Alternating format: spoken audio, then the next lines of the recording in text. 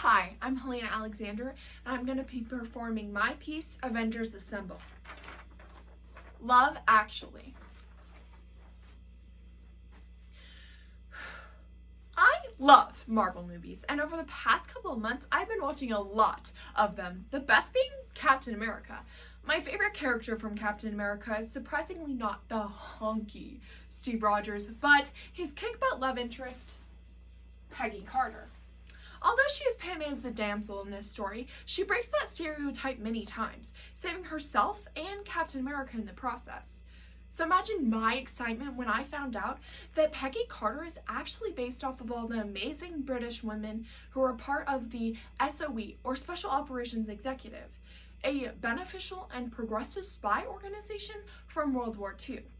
So first, let's meet the scrawny Steve Rogers before his superhero days and talk about what the SOE was and how SOE agents were trained.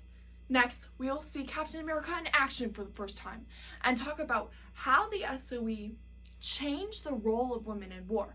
Finally, we will see Captain America reign victorious, or seemingly so, and see how the SOE has impacted war, technology, and culture today as these SOE Avengers assemble. So first, let's meet the scrawny Steve Rogers before his superhero days and talk about what the SOE was and how SOE agents were trained. Let's set the scene. It's the beginning of the war against Hitler, 1940, and Britain has just signed an armistice with France to fight against Germany. Winston Churchill has the idea to set Europe ablaze and is planned to do this supporting the UK's resistance movements through the formation of Churchill's Secret Army, or as it would later be known as the Special Operations Executive, or SOE. This spy organization's goal was to shield Britain throughout World War II through the use of irregular warfare tactics such as sabotage, small arms, radio and telegraph communication, and unarmed combat, according to the article Female Spies of the SOE from historicuk.com. Another very important goal of the SOE was for agents to perfect their cover stories so that they could infiltrate enemy countries.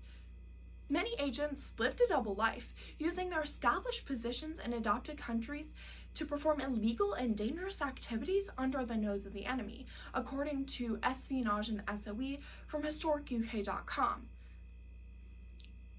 But all this espionage took training. The training that SOE agents were given was harsh and grueling, but also very secretive. Like, Bucky Barnes is actually the Winter Soldier kind of secretive, or Captain America was actually frozen in ice for 70 years kind of secretive. The training was divided into 3 parts. The first part was called preliminary school, where agents would learn little to no information about what the SOE was and were judged based solely on their character and potential of becoming an agent. If they did not move on to the next round of training, they would be sent to a cooler, where they would be asked to forget the little to no information they knew about the SOE. If they did pass this round of training, however, they would be moved on to paramilitary schools across secret locations in Scotland, where the terrain was rough and training actually began. It lasted 3 to 4 weeks. This is where the field work actually began.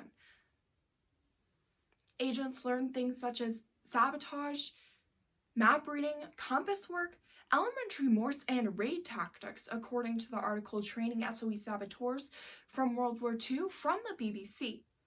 Finally, if you did not opt out or get kicked out of the SOE at this point, you would be moved on to finishing school, where you would learn one of the most tactical skills of becoming an agent, how to parachute, a tactical skill that would be used to deploy them into all of their missions. Finally, agents would be given a final briefing and would be sent into the field with their team. So now that we have learned about what the SOE was and how SOE agents were trained, we can see Captain America in action for the first time and talk about how the SOE changed the role of women in war. As I mentioned before, cover stories were a very important part of being an SOE agent. But to do this, many SOE officials hired women to become agents because they were seen as less of a threat to the enemy because of the status of women in society at a time. But the women of SOE impacted the SOE way more than the men ever did. Just as Peggy Carter impacted S.H.I.E.L.D. way more than Captain America ever did. So let's see some examples of some women who set the role for agents in the SOE, such as Noor and Yan Khan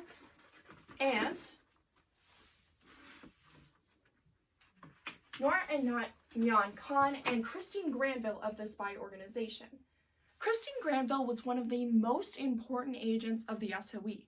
Among her work identifying German troop emplacements and meeting with Polish underground leaders, she also saved her section chief, Francis Camerons, hours before the rest of her group was murdered. One of her most famous quotes about her work at the SOE is, "Maybe you should find out I saved people from prisons and camps in Germany. I should love to do it, and I love to jump out to the plane even every day," which is found in the novel The Spy Who Loved, The Secrets and Life of Christine Granville by Claire Mully. Another very important agent of the SOE was Noor and Yan Khan. Although an unlikely agent because she was a reputably bad liar, she remained at large for months, the only active radio operator in the Paris area. But after all of her colleagues were captured, according to the article Women Spies of the SOE from the Paris Review. To avoid the fate of her friends, she would move safe houses almost every day, carrying her 60-pound wireless suitcase everywhere she went to avoid capture for nearly 3 years. Women like these would go on to influence the role of women in militaries all across the world and change the way women are seen in society today. So finally, let's discuss let's see Captain America reign victorious, or seemingly so, and see how the SOE has impacted war, technology, and culture today. With the formation of the SOE came the formation of many secret weapons. One of the most important tasks of an SOE agent was radio and telegraph communication from enemy lines to headquarters, and for this important task was created the MK2 suitcase radio. The MK2 suitcase radio was created by John Brown at SOE in 1942 and distributed by the Radio Communications Department at the SOE.